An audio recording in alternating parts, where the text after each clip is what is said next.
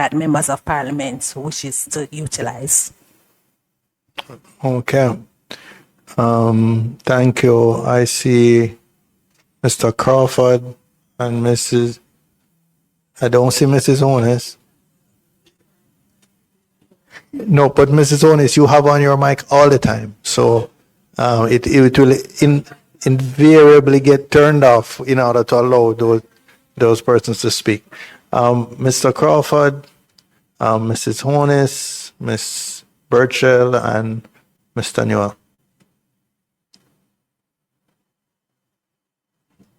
Thank you, Chairman. Chairman, I must add my voice to the request being made of the geotagging and the size of our constituency and the terrain. Sometimes when I see the hill that I must go to geotag, you might get a tag that is on the road because that hill to come down to go to the next hill. But geotagging, if the numbers are provided, then a random sample can always be taken. And if the paid field officers can go and audit that random sample of whatever number you want that random sample to be, 30%, 50%, 80% if you so intend. But an effort to have each of us go to 100 spaces to geotag. First of all, you're going to 200 spaces to choose who must get it in the first place. And then many of us are to have to go deliver it on their behalf. Because when you look at places like Westfield, Loidas Vale, the cost to come down to this place to get it is more than the grant that we're giving them. So we have to organize to go back again with it. It is a difficult task and an uphill task, I must admit. The numbers are provided, the telephone numbers, a telephone audit can be done, and many don't even know how to send you. I thought we could have skipped it by saying, send me a tag.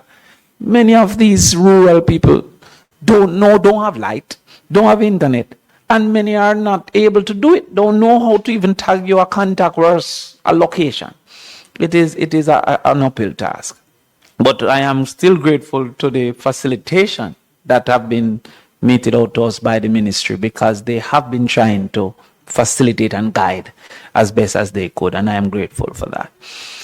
Now, I want to also add that the quantity of funds that were distributed, I presume we might be getting other funds, but there is pain in decision making when the scarcity is so high.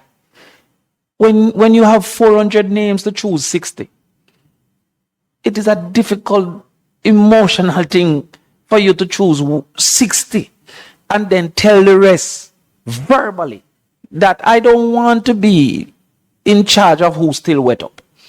And the quantity of funds for 60 people, even the least impacted gone over 60. The least impacted communities gone over 60 people for the $3 million.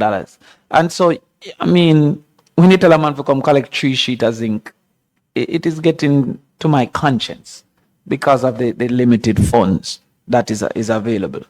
Now, as it relates to NAA, as was indicated, the funds to clear up the drains came 2 days before.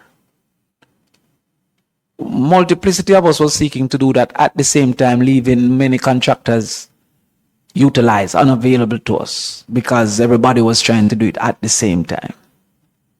Additionally, multiple contractors are unwilling to work because of payment. To this point, we have not received payment for the drain cleaning, and therefore negatively affected our ability to do the cleanup. Is there any plan in place for the immediate payment of those persons that contributed to the drain cleaning, so that we hopefully can get them for the Christmas component that is coming up? The second question to NAA is, how are you intending to punish, for want of a better word, systems that were in place that has caused for greater damage than the storm would have normally created. I can speak to the highway and their drainage through many communities. We need adequate infrastructure for that quantity of water coming from those highway drainage, most of which is going into earth drains that erode people's land, but also create great flooding because the exit wasn't properly planned out. Speaking to communities like Moloch, like Bermody, most of Treadways that was flooded because of the water from the highways. So how are we going to punish the operators of the highway who clearly did a great job on the highway and very limited job for the facilitators of the highway through these communities? Thirdly, communities that are low-lying and therefore depend on soakaways and water dams have had very little maintenance in decades. They're almost treated like rivers that continue to flow. When, for example, instead the entire town is going mainly into quote-unquote soakaways. This have led to backup fulling of the soakaways, multiple risk of waterborne diseases, flooding in these communities. And I've made conversation, but how are we going to be treating these areas that need emergency desilting and not just drain cleaning? Those are my questions for NWA. Thank you. Members, remember to try and contain your questions. We're minutes to 5 now. A lot of traffic for people to get home. So try and limit them to the essential ones. And the ones that are going to describe every road and roof in your constituency, could you leave that to a one-to-one discussion with Mr. Hunter, who has promised to stay till 10 o'clock tonight, if necessary, to answer those. And we're not taking you out to the airport 12 o'clock tonight, if necessary. But we will do that after we have adjourned. So let me just allow Mrs. Honest to ask her 2 or 3 questions, and then no, I'm not. No, you're next. You're next. Oh, that's nice of you all. I didn't say I have one question. Thank you. Let me go with NAA first. Would you be able, I just got the presentation, but to give us an idea as to what is the cost of work done by NAA to date? I must commend you in asking the question, because I know a significant portion of our country was cleaned at least to one-way traffic so that we could get to our constituents. How much of a country is now at that place? At least one lane cleared so that no communities remain marooned. That's important for me. And at what stage would you be able to give a more fulsome appreciation of what it is going to cost to restore the roads that we are choosing to restore? When would we be able to determine the cost of that? And my final question to NAA is in respect of one particular road for me, the Irish Town Road. Constituents will ask, why are you not helping us to dig out the dirt and put a light post across so that we can have access? It is not fair that we have to cross the river.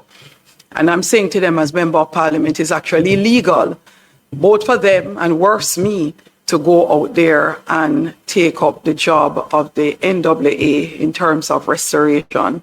Would you be able, in the spaces that NAA possibly think we will not, or it will be a long time before we're able to restore some roadways or ever restore some roadways, to quickly do that assessment so that we can notify the public as to what the options are available to them?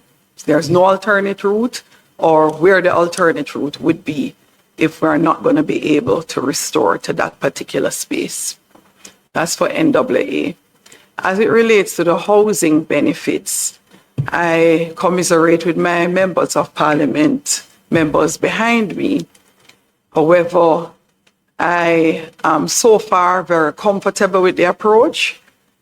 I have found constituents who have told me that their house is damaged. And when you go to Google Maps, you realize that what they're telling you was there was never there. So I do understand the challenge that you face in wanting us to, as best as possible, provide some information you can use to verify. Because when you're faced with the Auditor General, you're going to be faced with the Auditor General by yourself. We will not be there with you. So the approach I've taken, which is why I went with NAA first, which has been very beneficial, is for my constituency, I've been able to reach someone from every single community to identify if there are missing persons, to identify persons are marooned and what is their need. And we have been able to identify every house that way. If we have an area we can't get to, this leads me to know the join-up element of government. For those members of parliament saying, can you give us some help? We don't have enough admin help. We don't have enough help for transportation. Can you give us some help in the areas we may have a challenge to get to break it up and say, labor and social security, could you take this community and do the detailed assessment with whatever information we have at our disposal to identify the homes that will need support in that particular community while we are doing others. And so that is my question from the housing end of things, to see, because I think we're going down a slippery slope when we behave as if we can take over the role of the ministries, agencies, and department. We say we want more resources, but many MPs don't have a constituency office that replicates the ministry, agency, or department in terms of both the technical expertise and the budget for its staff. So instead of giving us more money, my recommendation is give us more assistance from the ministry, agency, and department to go into the spaces and help us to identify who are the persons who need and to what extent was their homes damaged before Hurricane Melissa. For you, Madam Permanent Secretary and Prime Minister, when I took a look at some of the homes in Westmoreland, St. Elizabeth, and I suspect it is probably going to be the case for a lot of our homes, I do believe concrete roof is good, but a lot of those homes were never built to ever take concrete roof. So what is the solution? I don't know if they're going to have to drop in columns and beams on the wooden structures, on the concrete structures, to be able to take a new type of roofing. But between yourself and the technical experts, I'm not an engineer, though I have some experience. How do we deal with those homes that are partially good to be able to quickly get roof on them again in a permanent or semi-permanent way, so that we can come back to normalcy in a very quick way? Thank you. Over to you. You can take it in order whether NWA wants to go first or housing for those two questions. Okay, so I'll jump off first. Answer to Member Crawford's questions, the simple answer to payment is yes, payment will be made and made on time so that everyone will have just define good Christmas. on time. Just define on time, because we're gone three to 4 weeks already. Okay, so based on presentations that we made to Cabinet, a decision has been taken by Cabinet to disperse $5 billion to the NWA to address immediate expenses. So you have that, we have that assurance. Okay, so that's the first one. The second issue you raised, Member Crawford, regarding Linstead and the propensity for flooding. Yes, that is true. You probably don't know this, but many years ago I went to high school at Dintil in Linstead. So it's an area I know very well. And even then, that situation was crucial. Desilting is a probability, but relocation has to be examined. I've been to enough flood out areas in Linstead over the last 50 years, and I say 50, not too loudly because of my youthful appearance, but I've been to enough flood out areas to know that relocation is probably a more sustainable solution. And in terms of the impact of highways on local roads, okay, so the NWA legally, we're responsible for main roads, and main roads are not busy roads or long roads or wide roads. They're roads in a book. So if it's in the book, it's mine. If it's not in the book, it's not mine. Now, it probably what you have identified is some sort of gap in jurisdiction. We don't have the legal power to compel the highway persons. But I'm sure the government has been talking about a one road authority for many years. And perhaps as that concept develops and matures, we may be able to close that gap. But it is something that we certainly will look at. But while you don't have the authority, the assessment, have you done an assessment to determine the contribution of these new highways to the flooding of areas that previously? No, we haven't. Didn't. No. But it is something that we could have a dialogue. I thought that highway that is from part of the body, actually the sole reason why we didn't flood out this time But around. that's my road. That's not. I know it's your the road. toll That's road you why. were talking. No, that's my road, and it's a brilliant Right. road. Yeah. Oh, Yeah, that's my your road. road. That's All my road. right. Yeah. All right. But when we talk about areas like the ones going through Northwest The and toll roads. I The didn't toll think- roads. toll roads, Yeah. when we talk about the Mobile bypass, I've heard people Yes. opine that has caused new Yes. channels, the water to follow different, I've seen that the commentary. drainage. I've seen that commentary. I've So- also seen the engineering response to that commentary. Can you share the engineering response? to Sure. this? And the original commentary or the original dissertation regarding the impact was by well-respected citizens of Montego Bay, but not an engineer. And the response to those allegations are based on engineering. And as a former engineer, you would grant some As an credence. engineer. He has given up his engineering. You grant some credence to the latter position. But it's something that we look at. No, I'm not advocating one way or the other, but I'm assuming that some assessment has been done. And if that assessment says that's And I can not so, share that with you. Okay, thank you.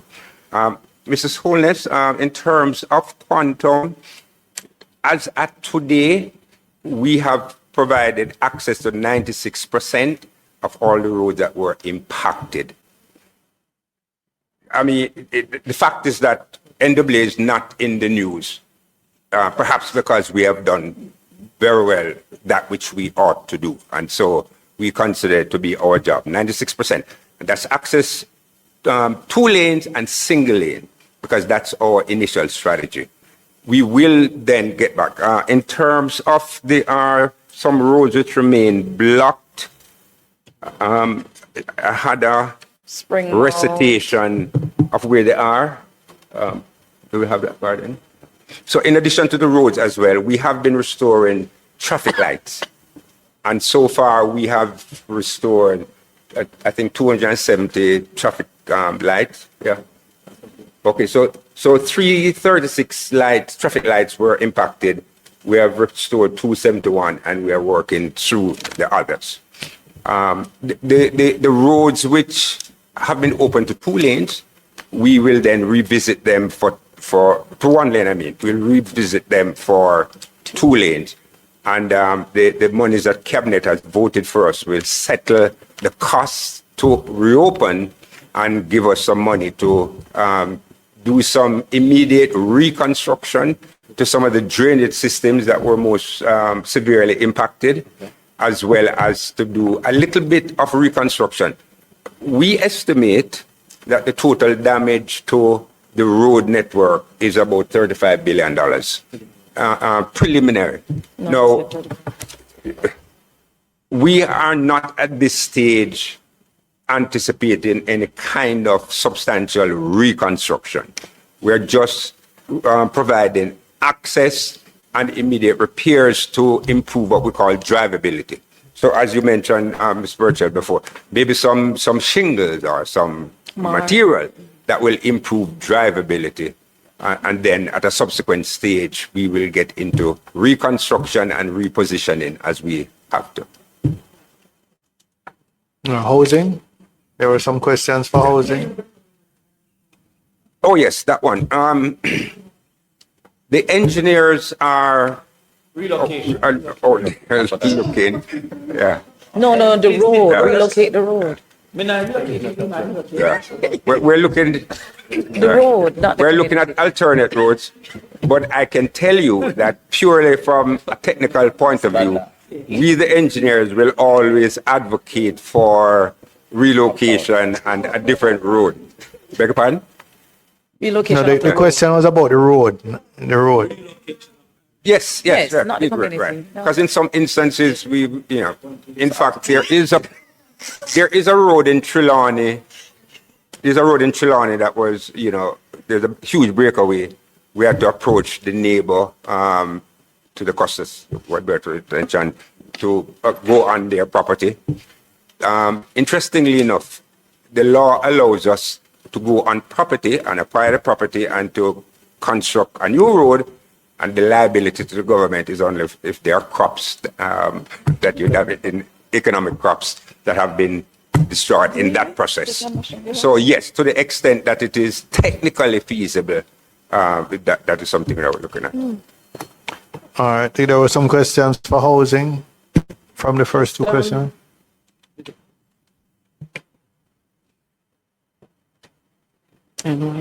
Right. Just some comments to what you would have said, member. In terms of, in addition to the building grants, we still continue our regular programs in terms of our officers going out, doing the investigations, recommending grants for approval to fix roofs and other parts of the building. And we'll continue. I'm listening to the members, and we'll have further discussion with the Minister of Housing, who is the Prime Minister. I want to also advise, because you did speak about how buildings, you alluded to how buildings should be, and you are saying, in terms of how do you restore them and all of that. A committee that is now being chaired by Minister Montague is in operation, and in fact, within a short time, there will be some announcements as to the types of buildings that will be supported in the country. And even there are increased discussions about having no-build zones. Because when you look at the devastation and you look at where some persons are living and you look at the engineering solutions, even to address what has happened in some of the houses, it certainly would be way more expensive to effect an engineering solution than the actual building that is there. And so these are discussions that the ministry is actively having, and very shortly some announcements will be made by the Prime Minister. These are matters that are actively being discussed by the cabinet. Even simple things like recently we convened a meeting with the Master Builders Association, members of academia and other persons from the engineering societies and so. And what we are learning is that even nails are not really being recommended for the roofs. We're thinking about screws, things like those. And even the thickness in terms of the concrete. So very shortly we'll have those. I know the building codes are there, but I think too that it is perhaps, and this is my opinion now, some need for more enforcement, greater levels of enforcement. And also I think there's a need for sensitization of persons you know, when we educate persons about how structure should be built. And sometimes it is really just coming down to what they can afford. But we're thinking now in a more long-term way. You know, it's not just putting up people in shelters, it's really providing shelters that can withstand the weather events that we are seeing, that they are now becoming more frequent and more intense. So I'm taking notes, members, your feedback is not lost on me for further discussion. So thank you so much. There was in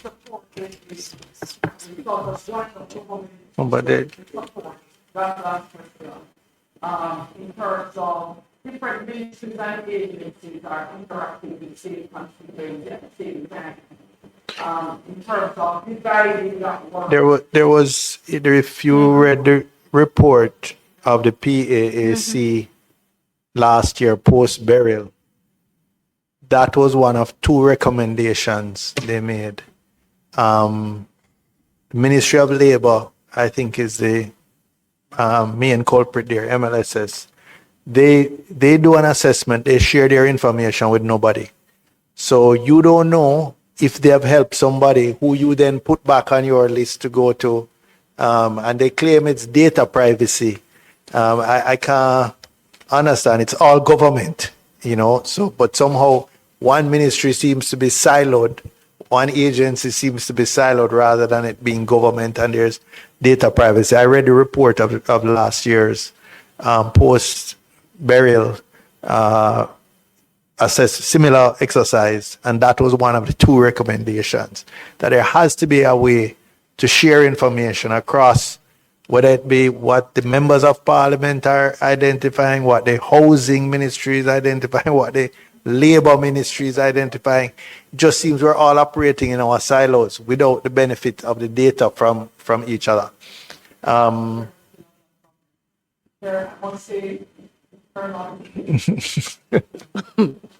Take that on board. But there are other persons who have their mic on, and if they turn it off, then they will lose their space in the line. Yeah.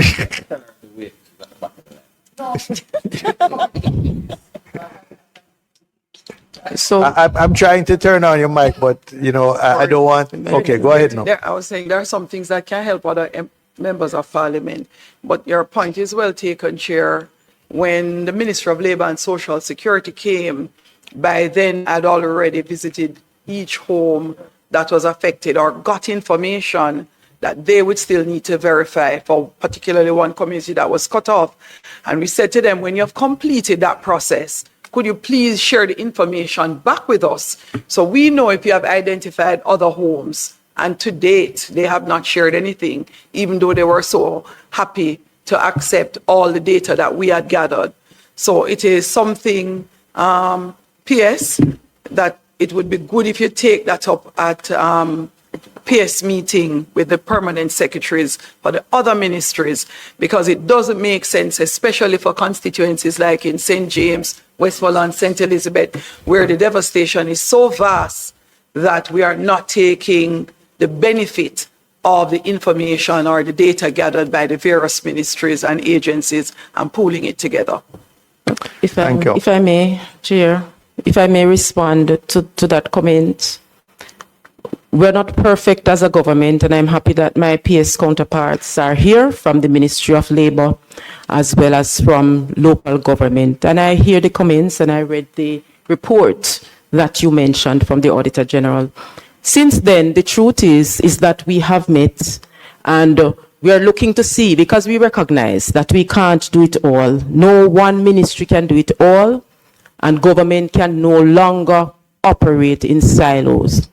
And so my PS counterparts, they're here, and they would have known the discussions that we would have had in terms of sharing information on the beneficiaries and the whole idea of not double dipping, but we are saying that at least, we're not saying you can't get a benefit from Labour and get one from the Ministry of Economic Growth and Infrastructure Development. But we are saying that when that data is available to all of us, we'll be able to make decisions. In terms of giving someone, it might be giving someone who has got no benefit at all than someone who has benefited 5-6 times. So that collaboration has started. It is not perfect, but indeed it is a work in progress. And we, my PS counterparts, they are here. We'll see how we will accelerate that. All right, Ms. Birchall? Yes, thank you. Mr. Hunter, you said that in this phase, we're really focusing on giving people access, whether 1 or 2 lanes. But relocation is something that I think we have to think about for some of our communities, that still, even with the 1 lane or the 2 lane, it's added hours upon our commute. And also the taxi fares have increased, quadrupled in most cases, from $250 in most of my communities to as much as $1,000. So Melissa has brought a lot of terror, but some lessons as well and some opportunities. Would a relocation of the Springmount Road, for example, in East Central St. James, which is the main thoroughfare for us from Montego Bay into deeper South St. James, be something that we accelerate, front load now. Also the conversation of making that passage from Trelawney into Magotty that comes through St. James, could that also be looked at urgently before people start to make them own little routes, and then the bigger picture is missed, and the blessing, if I dare say so, from Hurricane Melissa of recreating this new path be accelerated. I wanted to say to you, PS, that perhaps we ought to look at the disaster zones separately and differently than how we treat with the other constituencies. And I say that to say, an MP like myself, every day I'm out there trying to beg food for constituencies. For constituents. I'm not yet at the stage where I can dedicate my mind physically or my thoughts to saying, how do I go find 100 special people to give this housing benefit to? And then myself go out there and geotag and walk the communities and find these houses. Perhaps your ministry can't employ or give stipends to every constituency. But a constituency that's dealing with a disaster at the scale of which South St. James, East Westmoreland, etc., are dealing with and treating with, perhaps the ministry could take on the administrative workload from us. And I do see it. I hear, rather, that there are representatives from the MLSS, from SDC and wherever else, and maybe from MP's office, who are in the space collecting data, and it's causing quite a problem. Because when I say I'm not aware of who is collecting data, because they say, oh, they're only collecting data from a certain set of people versus that, I don't know, because there's no communication from the ministry to say, we have trained 2 persons and they're going into these communities to collect data. So I'm then going to be stretching myself to collect this data when you're already collecting it. So the overlap, I get the point of the overlap, but it's even more entrenched, a more difficult problem in the disaster zones that you have to treat separately than how you treat. I mean, I heard Member Holness said that within a week or so, I'm paraphrasing, she was able to get to her people and get the data out. They were able to access it, Down there, it's night and day, as she's saying, for us to go in to get the data. So when I heard Miss Monique Gibbs, yes, our data person said that the assessment is 190,000 or so buildings that have been destroyed. In our case, in South St. James, a house, when you look on Google Earth, I could tell you my house was here, but it's no longer there because I didn't really have no foundation. You understand? So when the wind come, the tornado come, it split up the house, as the man said to me. Not split up the house. It split up the house. Because when I say, can you go find some piece of wood, find some plyboard and zinc, him saying, I don't know where to start because everything split up. Right? So going to geotag a location and saying the house was here and then it's an empty spot may seem as if I'm fluffing the data, but it is our reality. And your data, your radar won't capture that a house once stood here. Because a house may have been just a little square, but it was my house. and it no longer exists. So this 190K data, I know you say it's about 80% or so accurate. I want us to treat the disaster constituencies differently. Let's not rely on technology only. Let's fold in from now, the people who go in the field, collect the data, and see that in one community, I've lost 100 houses. So for me to choose this $10 million that has been allocated, for me to find 100 people, it's one person per community, if you understand what I'm saying. So this opportunity that we have to treat with deep rurals and disaster constituencies differently than we treat with the other constituencies, even understanding that they have their own issues. But we need administrative support from the MLSS. We need the coordination. We need the information to know when you're operating in our spaces so that we can then not duplicate the effort. And we need, Sir Hunter, we need our roads to move from just drivable or passable to being thought out as giving us rehabilitated, fully developed roads. We deserve it now. For a time come now, to get some proper roads into deep rural constituencies like South St. James, and Melissa is opening that for us. Thank you. Just to add to that question about the data, can that satellite radar images, which are 88% accurate, that's much more data than we have now. Could that be shared with the members of parliament? Go ahead. I'm trying. Go ahead. So we can create the data in a way that's ingestible by the by the members of parliament. So we can give you a listing of the type of damage of the buildings in your constituencies and share it either by a digital map or an application on your phone, whatever is best for you, or a printed map, whatever is best for you. We can share that data. We can create it in a format that you can easily digest it. I think that would be appreciated by everybody, even in terms of this particular grant. And everybody is saying it. You know, you have water more than flour. You know, you have 10 times the amount of potential. But if you could see, you know, spatially where the concentrations are, it would better help you figure out how to allocate it so that you don't take care of one community and 10 more are omitted. So it really was more a suggestion or than well, if I were to reformat into a question, it is there going to be any possibility of getting some administrative support and for the whole coordination effort, especially in the hardest hit constituencies, which look almost, in some cases, post-apocalyptic? Yeah. Just two more was interesting. Go ahead. Since it's just two more, you Omar. Thank you, Chairman. So in terms of the data that is available, I want to know, because that would be useful for even in terms of planning for even constituencies that are not as hard hit. But in addition to that, when even I understand the level of devastation in the West. I do. When I go into my constituency, though, and someone has no house where their house was, because we did get tropical storm conditions in St. Mary. When somebody has no house where their house was, they don't care if they're in St. Mary or they're in Trelawney or St. James. They want to figure a way out and how they can get back to housing. So when the planning, especially doing radar data, which I imagine satellite imagery, I imagine you can do that across the entire country.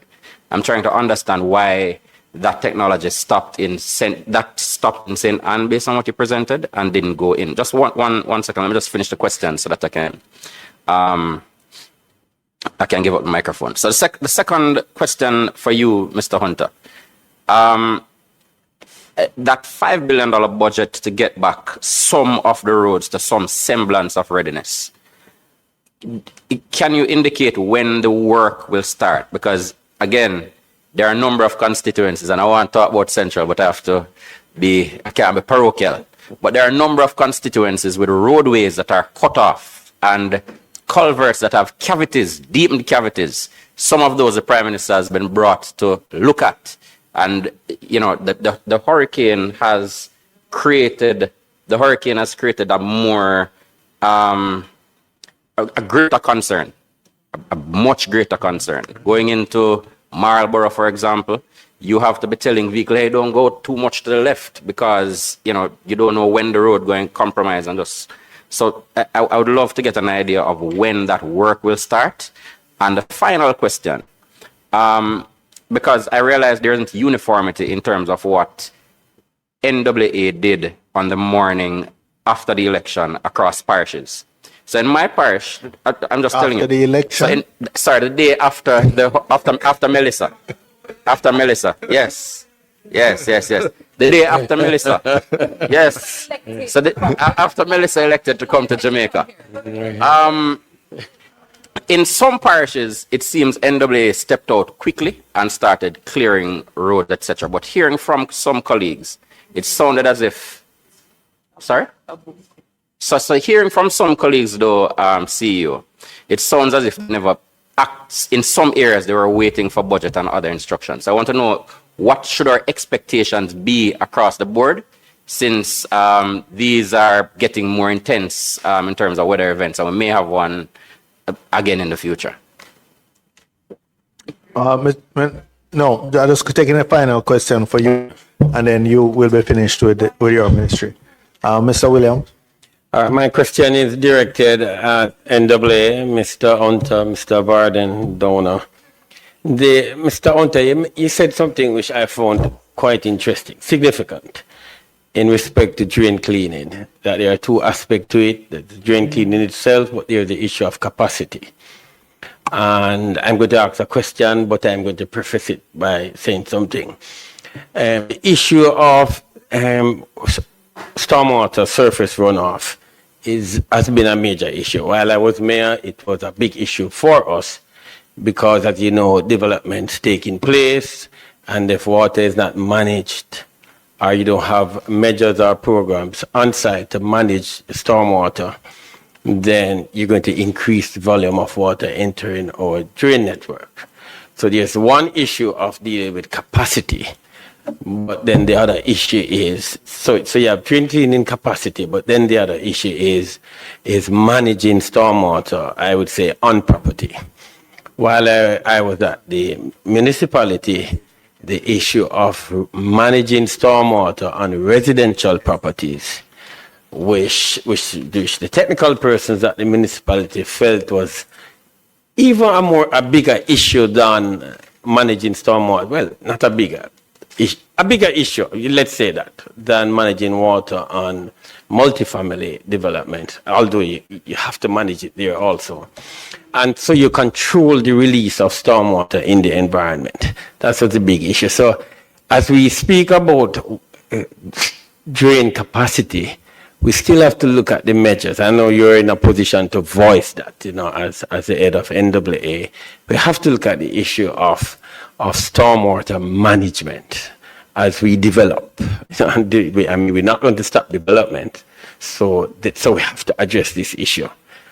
So as I say that now, yes, and while we had the rainfall emanating from Melissa, I was observing some drains in Clarendon Central. I'm not being parochial because that's a bigger point.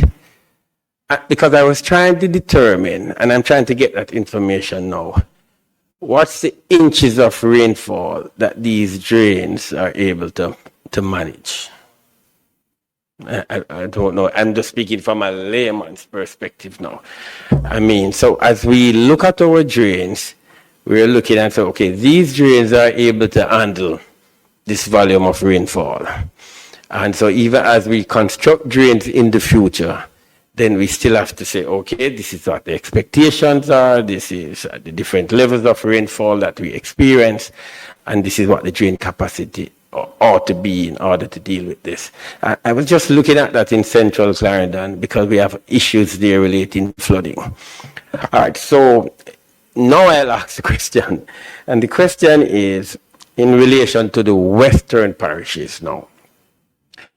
Could we, just asking it, I mean, it's just for food for thought, you know, could we have prepared better in terms of drain cleaning in the western parishes? Or do we have serious drain capacity issues there and across?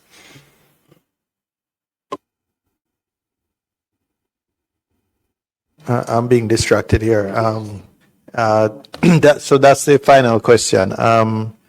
Mr. Hunter? Okay. So very quickly then, so Mr. Newell's question.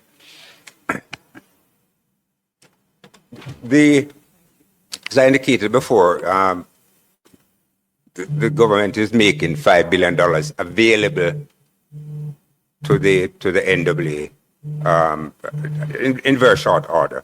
So the works are intended to start, shall I say, precipitously, meaning so imminently. Soon. And the good thing about how the NAA operates, we don't wait on money to do work. Good and so, bad. for example, because we have the backing of the Treasury.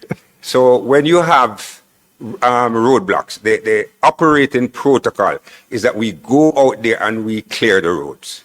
That is item number 1. Okay.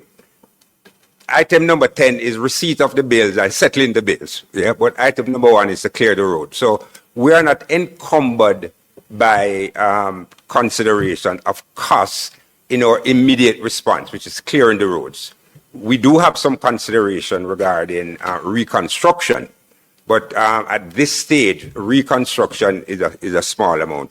Now, I would imagine that you'll be interested in what we'll do in your constituency, and perhaps you could just mention that your constituency is the area where I was born and grew. So I do have some sentimental attachment to that area.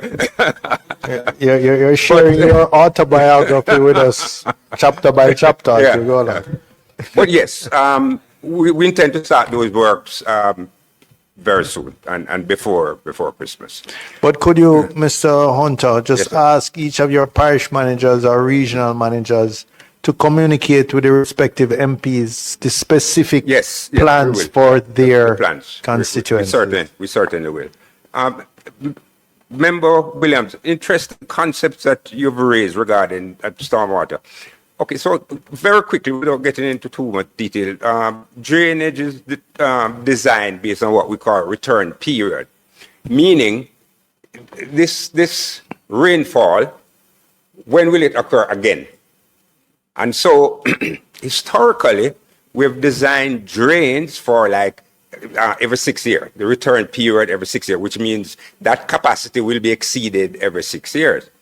Now, what climate change is dictating is that drainage should be designed for minimum of a 50-year return, which means that it should be so large that it will only be exceeded once every 50 years.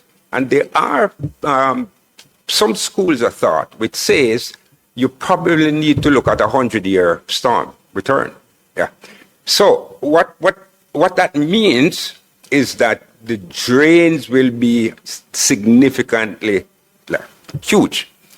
In the urban areas, when we talk about managing stormwater on premises, and I've read the pieces on it, the issue, and I know there are persons who are developers, when you have a finite amount of land and you have to carve out some for the structure, carve out some for the on-site soaking, and it becomes an exercise in optimization that I'm not sure, well, I don't know to what extent the government would have to legislate. Many, many years ago, I went to Singapore, and you're driving around, and there are places that have signed no building, and that is policed by the state.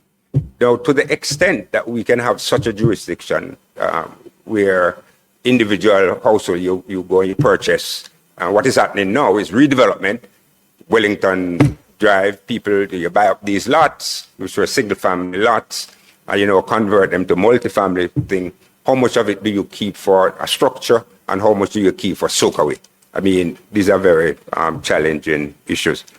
Maypen, we do have a drainage plan for Maypen. It came out of the master drainage study that was done about 12 years ago. And so we have a prescription for the drainage solution for most of the big towns in Jamaica. It's just a question now of implementation and financing and implementation. So what we do, anytime we're doing a new road, like we're doing Mandela, we incorporate the prescription from the master drainage plan in that. And the South Coast, we incorporate that. It's not likely that a government or any government is going to start out and say, well, we're just going to do a drainage plan island-wide. It has to be accompanied by something else. And generally, it's a new road development and so on. So that's how it usually works. But with this, and Mr. Hunter, before you leave, don't turn off the mic. Before you leave the drainage, the day after the hurricane, I was going through a certain section of Kingston on my way to Manchester. And to my horror, I saw a number of persons dragging tree limbs out of their yards and straight to the gully and dumped it in the gully. I was saying, but if we get another heavy rain tomorrow, it's going to cause flooding again, even though just before the hurricane, we had those gullies cleared. The day after the hurricane, I just watched in horror persons throwing the broken limbs and everything that had debris that had collected in their homes, dragging it out and throwing it into the gully down the road. My excursion to Norman Manley the Tuesday night, good thing I was accompanied by a platoon of JDF soldiers. But on Michael Manley Boulevard, there was a tree collapse, and the moment we stopped to look, a set of guys came out, wanted me to give them the contract then and there and whatever. So there is an element of peril, particularly in the immediate aftermath where you're not quite sure what is happening. And yes, people do silly things. Thankfully, there was no deleterious effect from that experience. But yes, our gullies, and it is very painful if money is provided and you then have to make a choice between repairing the walls of the gully and the invert of the gully or cleaning out detritus material. It's like a waste of money to spend millions of dollars to take out stuff that people put in. You'd rather use those funds to see to the structural integrity of the gully, but that is where we are. All right. Thank you, and thank the ministry. Ms. Edwards, was it? How soon you think you can send that information out?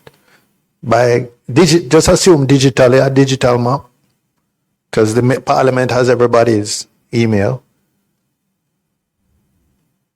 2 days? We will aim for 2 weeks, in 2 weeks' time. 2 weeks? Oh, okay. Please start with South Manchester. All right.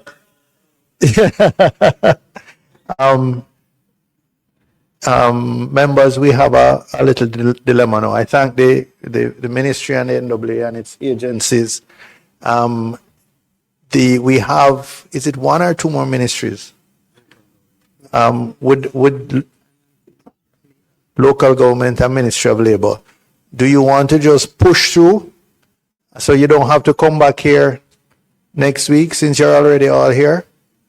And yes, you can leave, Mr. Hunter. Okay. Or would you prefer to come back next week? I'm trying to be sensitive. PS,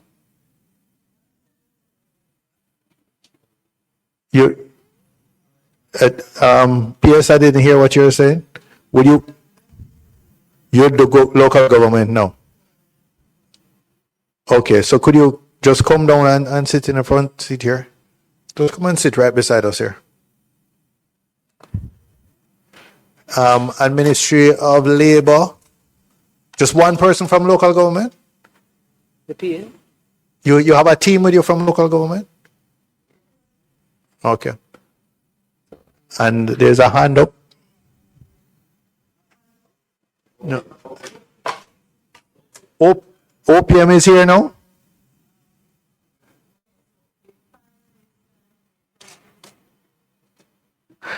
informed me. Hold on. Could you speak now? The mic is on. So, Chairman, I've been informed by my permanent secretary that he's currently 5 minutes or so away, depending on the traffic. But that's what you told me at 2 something. Well, The traffic must be really no, challenging. there was a prior engagement, Chairman. Okay. Thank you. All right. All right. So let's just try and go through quickly local government. And, local government, I don't know, when we looked at what happened last year, I think you had ODPEM then, but you no longer have ODPEM. So I don't know how much you can help us, but take 5 minutes and give us an overview of what the Ministry of Local Government is doing. I know our councillors and local councils would have a particular interest in what's going on through them. So I know they'll be listening keenly. So the format we've been using is just take 5 to 10 minutes, give us an overview of your interventions and what you have planned, and then we open for questions.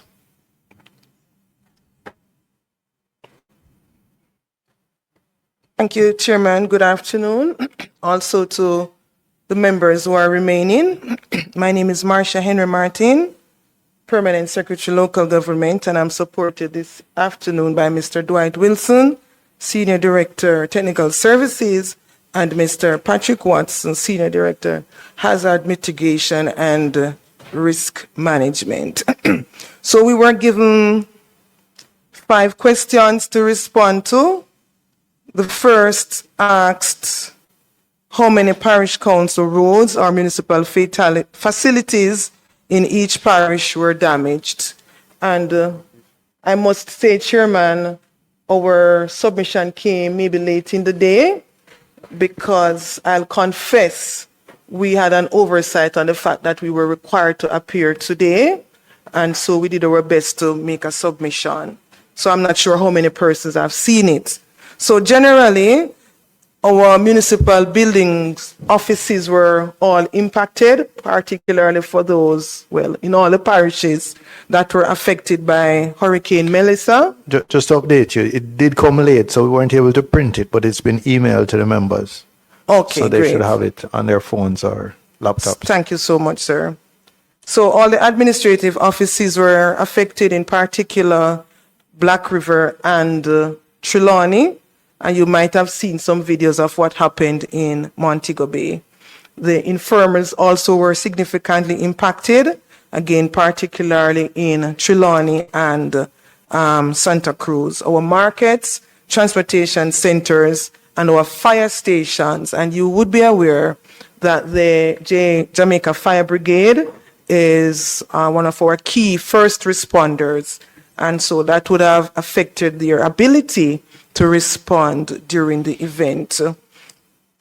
I must also indicate that prior to the notice to appear, would have asked the local authorities to do a detailed submission on the impact on the infrastructure locally, based on the fact that so many of the facilities would have been affected. That is due for Friday. As a matter of fact, we do have a meeting planned for Friday to include our mayors, CEOs, chief executive officers, as well as our chief engineering officers. You also asked about the number of houses that suffered slight, significant, or complete destruction in each parish, and I wondered why this one was posed to us. However, yes, as I said, when I think the questions were formulated, we thought ODPEM was still in Ministry of Local Government. Right, but we do still have a collaborative approach, and you would have heard the previous presentation. Right, so we got it from housing, so you don't have to. Thank you so much.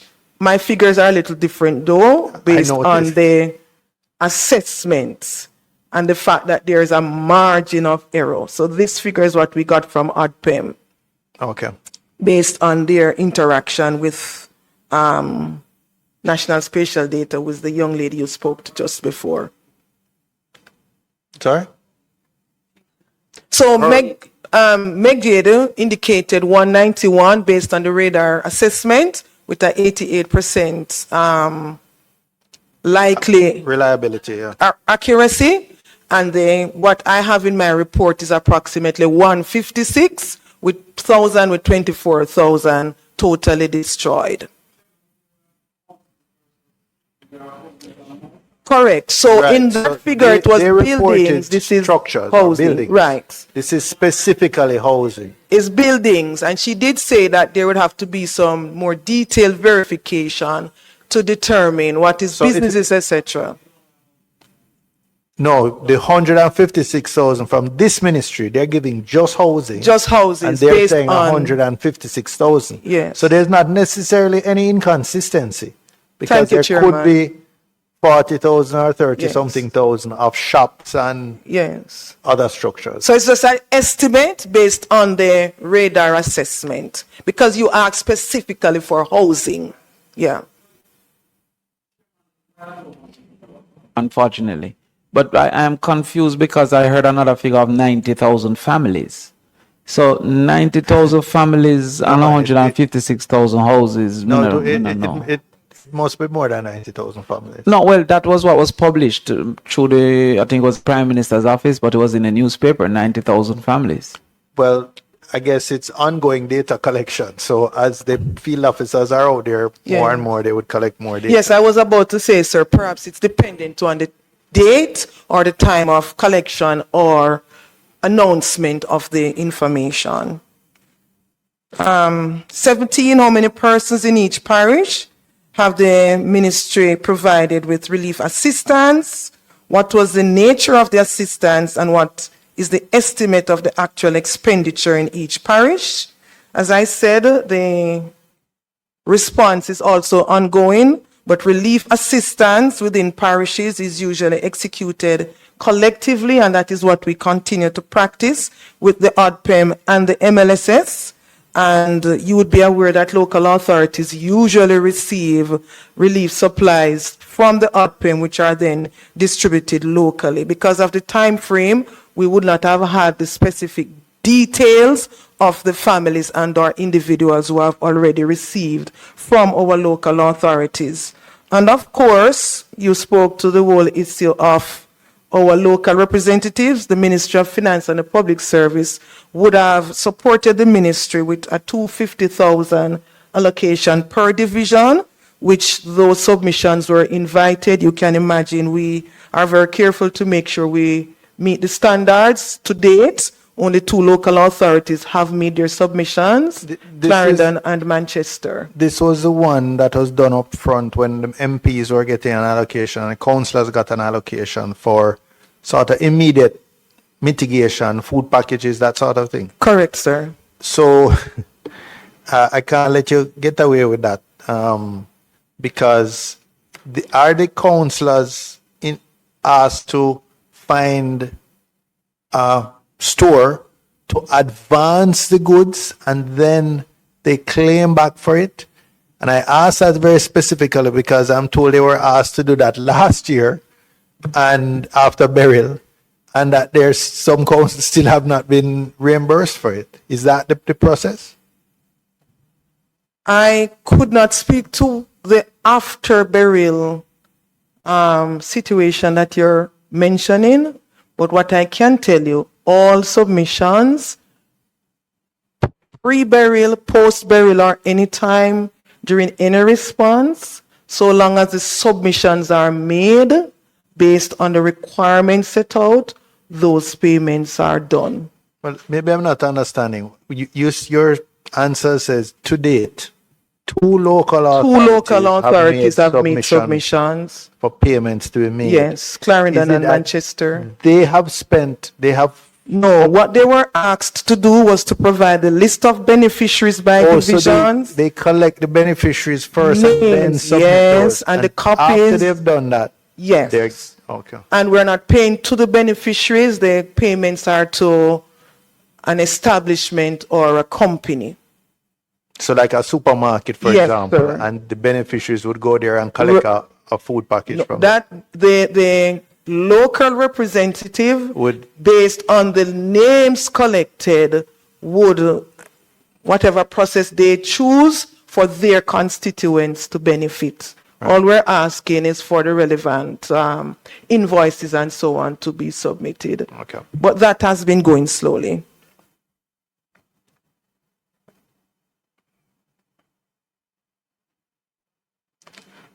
On the 18th question, which would be the fourth for us, what steps are being taken by the ministry in implementing in conjunction with MLSS to avoid duplication? So as you rightfully raised, it has been a consistent observation and we have sought to improve as indicated by P.S. Williams previously also. We have met the three ministries. We have a collaborative approach.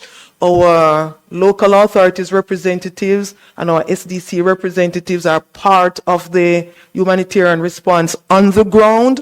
We use one single form, and if there's any assistance given outside of the form, we ask that those be reported. Those go back to MLSS for a single So MLS database. So MLSS will speak more about that, Mrs. Jennings, when she speaks. Because we did have a meeting very Melissa in anticipation of doing it better. And they do have a project that she can speak more about as to how we're approaching it. On the 19th question, which would be the fifth for us and last, what mitigation measures and their costs did the ministry implement in each parish prior to the passage of Hurricane Melissa? Local authorities routinely do mitigation activities, as you are aware, through the allocation of the monthly parochial revenue fund. For June and July specifically, we had advised local authorities to use those allocations for mitigation measures, and that totaled just under $1 billion, with $991 million allocated over the 2 months to all local authorities, sir. All right, thank you. Mr. Newell? Thank you, Chairman. So this question what I'm about to ask wasn't covered in the question submitted, but it has become a major issue, I think, across constituencies. Solid waste management and collection coming out of, as you would understand, people staying at home for days at a time, riding out the storm and the after effects, would have accumulated significant solid waste. I want to know whether the ministry, its agency, has a program to deal with the excess solid waste that would have come out of weeks after Hurricane Melissa. And I ask because in a number of colleagues, and that's my reality in my constituency as well, where garbage strewn on the sides of roads. Yesterday there was a protest, including dead animals, and including I want to know household material, mattresses, yes, soaked, yes, mold growing under. So your routine program of collection, which was not very effective in where I represent, isn't enough to deal with this excess situation. So I want to know what the plans are to deal with the garbage accumulated post.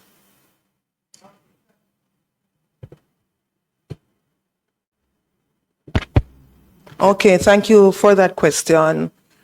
As you are aware, the National Solid Waste Management Authority is very strident in delivering excellent service, and I really want to thank the officers who continue to serve even in the most rural I don't places. think we agree with that I have to commend them first, Chairman. I live in a rural parish. I live in a rural parish, so pardon me? Yes, my garbage is collected. Come and live in Central. Yeah, I don't think your experience is representative. No, I'm not disputing that there aren't challenges. I am just, because it's a difficult time, and you will appreciate, even in our local authorities, the very persons who are responding have been affected. So I would not want to just... Okay, I appreciate it. So I really want to highlight that they have been serving, so we recognize the challenges. I must say, yes, it has been recognized, and as we speak, the program is being finalized. We took a cabinet submission last week, I believe when we appear next week, because the ED is not here, the ED is not here today, so we were asked to appear next week as well for infrastructure, and I am sure more details will be said about that, not just by him, but also by the minister and the PM based on the level of attention that it is receiving.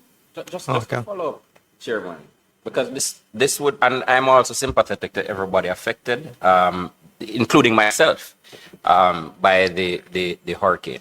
But it's 3 weeks and a day.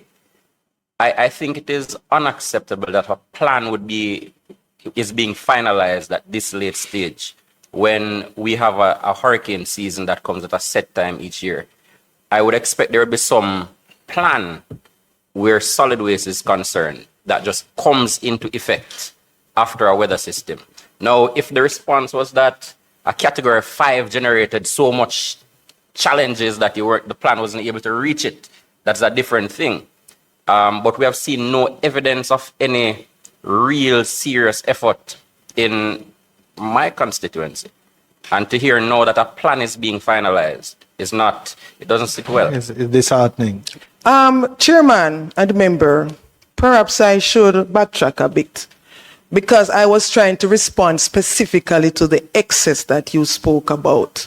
So you will agree that the excess would be more prevalent in a St. Elizabeth or a St. James.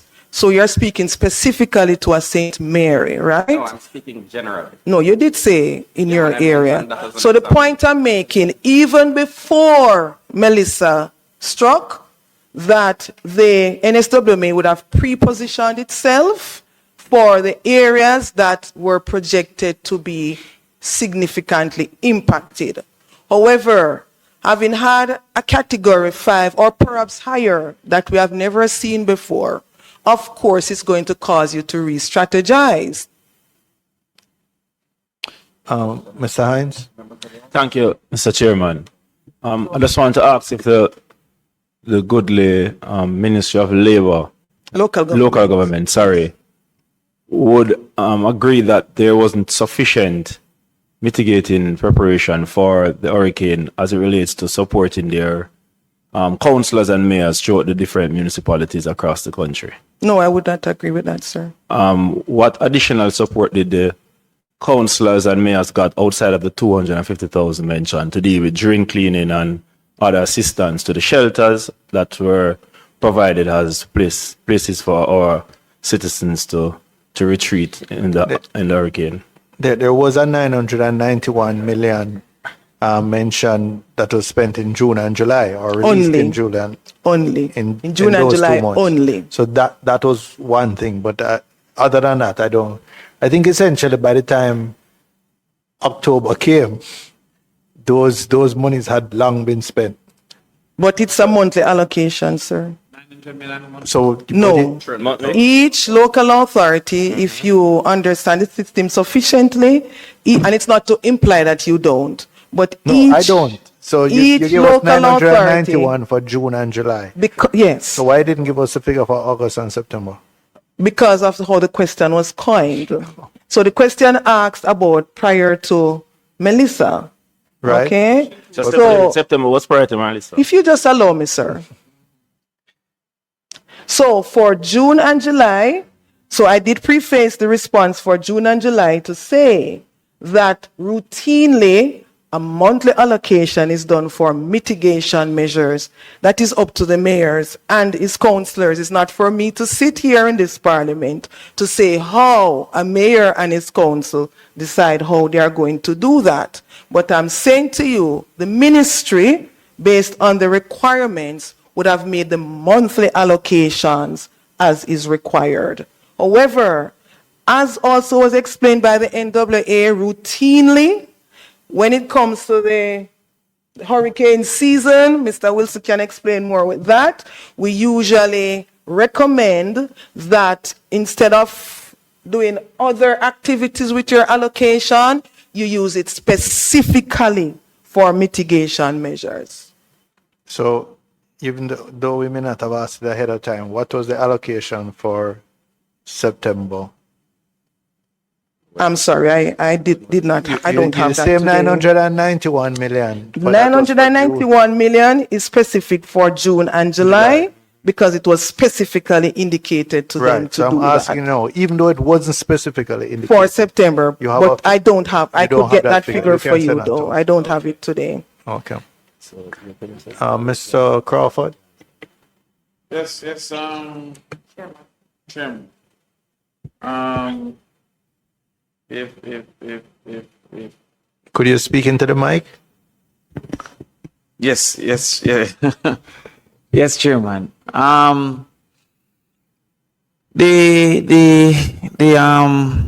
What we call the places where you stay? Shelters. The constant story around shelters have caused for persons to resist more than to attend upon these shelters.